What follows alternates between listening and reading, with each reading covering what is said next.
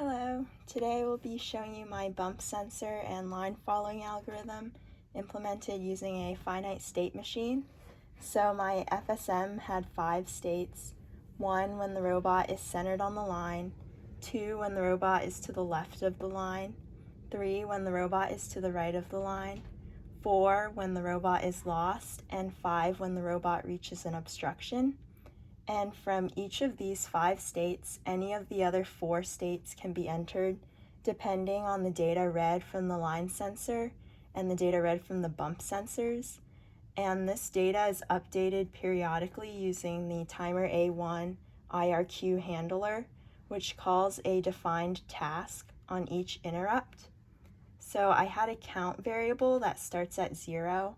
And in my task function, I first check if the count is equal to 0, then call reflectance start, which turns on the LEDs, charges the capacitors, waits, and then sets the line sensor pins as input. And if count equals 1, I call reflectance end, which reads the reflectance sensor values and turns off the LEDs.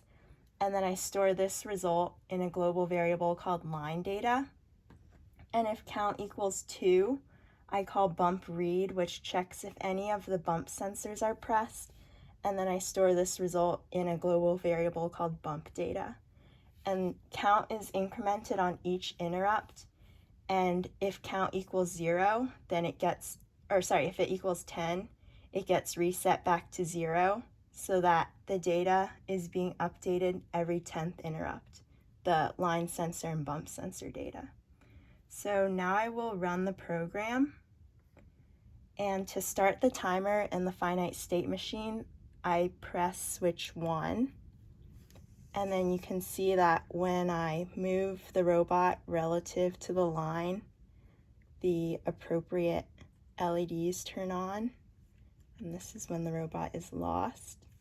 And then from each state, you can also see if there's an obstruction.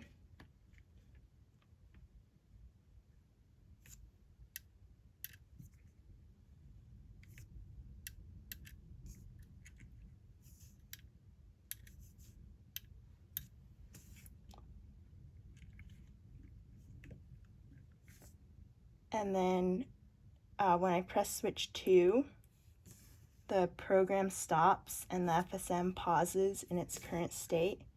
And so now when I move the robot, the output doesn't change. But when I press switch 1 again, it'll start back up.